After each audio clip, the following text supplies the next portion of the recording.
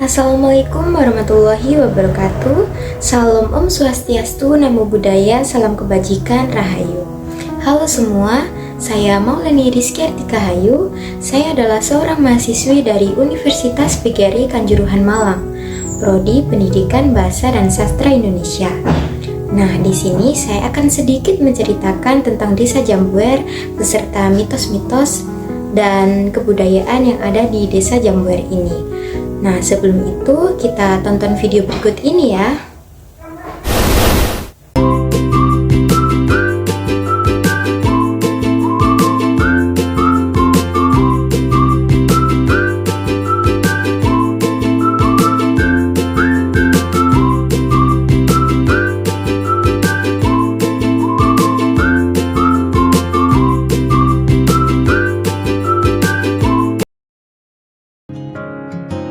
Nikmati sementara yang ada.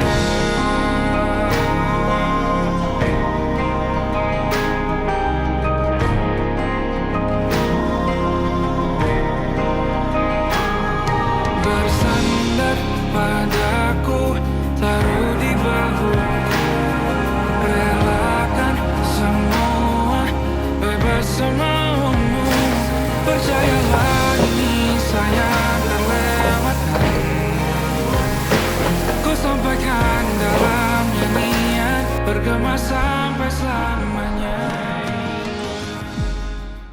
Nah, itulah sedikit cuplikan dari Desa Jambuer.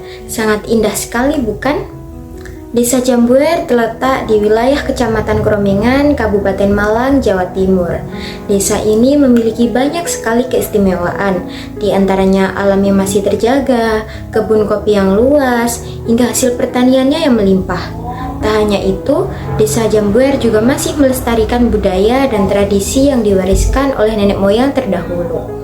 Masyarakat percaya bahwa dengan melaksanakan tradisi-tradisi tersebut, Desa Jambuer akan terhindar dari bala atau hal-hal negatif. Tradisi-tradisi tersebut diantaranya yaitu bersih dusun, sayan, genduren atau kenduren, dan lain sebagainya.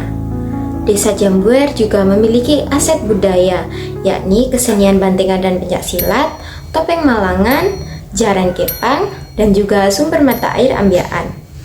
Karena itulah cerita rakyat di Desa Jambuer ini layak untuk dibagikan. Cerita lokal sangatlah penting dikenalkan karena memiliki peran penting bagi generasi muda. Di antaranya, cerita lokal selalu mengandung pesan moral yang dapat dijadikan teladan. Generasi muda dapat belajar tentang perjuangan nenek moyang, kearifan lokal, serta nilai-nilai luhur yang sudah ada sejak zaman terdahulu. Penelusuran cerita ini dimulai dengan kedatangan para mahasiswa program studi Pendidikan Bahasa dan Sastra Indonesia ke Desa Jambuer pada hari Jumat, tanggal 30 Mei 2025. Kemudian kami dibagi menjadi beberapa kelompok kecil untuk melakukan observasi. Kebetulan saya beserta rekan kelompok saya kedapatan mendapat bagian mengobservasi cerita kesenian bantengan dan juga pencaksilat. Nah, salah satu kesenian bantengan dan juga pencaksilat yang masih aktif hingga saat ini yakni kesenian Kancil Mas.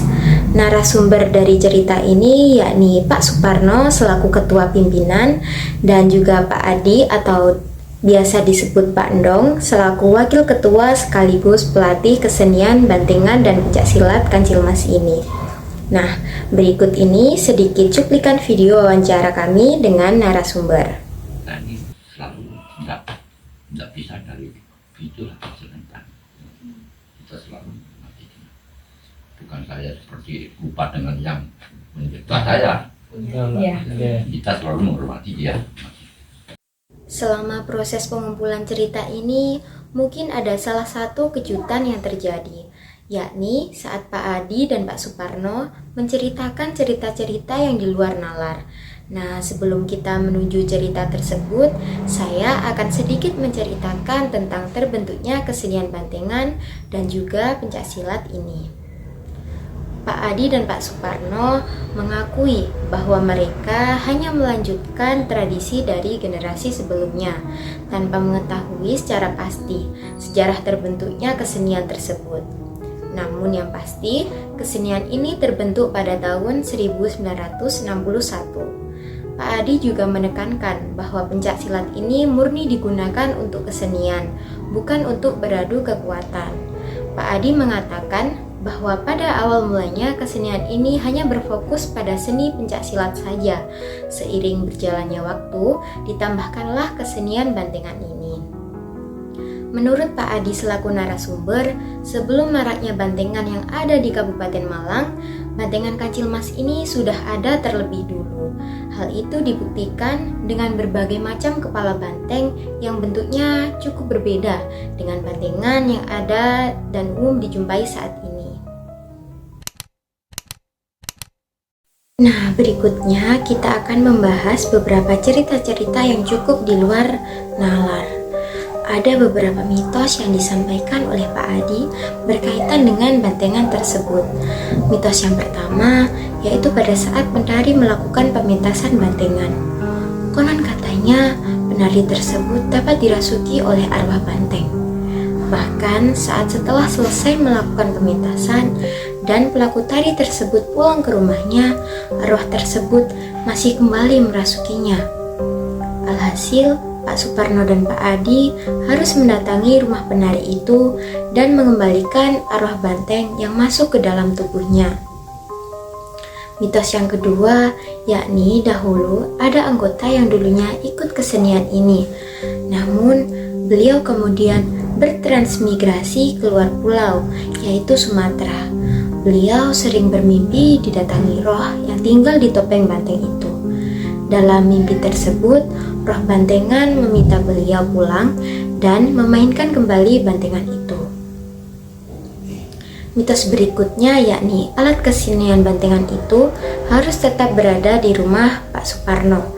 Apabila alat tersebut dipindahkan ke tempat lain, rumah yang akan ditinggali merasa ketakutan. Karena ada salah satu cerita bahwa alat tersebut dititipkan lalu menjadikan pemilik rumah tidak nyaman. Sebagai contoh, terdapat jidor yang tiba-tiba berbunyi sendiri, hingga kepala banteng yang dapat bergerak sendiri. Yang terakhir yakni mitos kepala banteng yang tanduknya patah akibat faktor pemakaiannya yang cukup lama.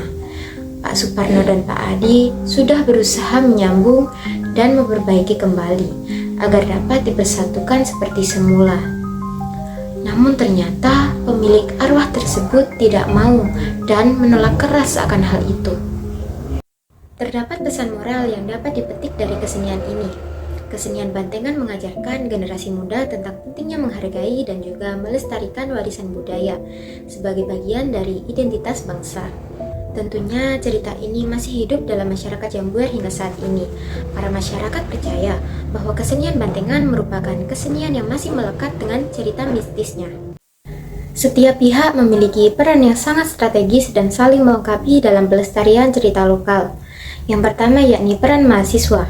Mahasiswa bisa menjadi jembatan antara generasi tua dan muda.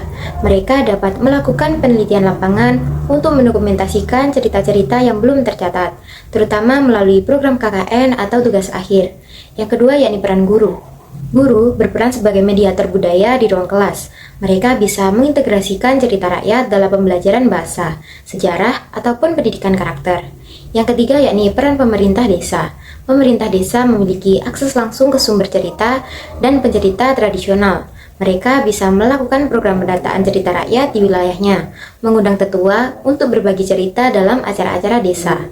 Setiap cerita bukan hanya sekedar rangkaian kata, melainkan jembatan waktu yang menghubungkan masa lalu dengan masa kini.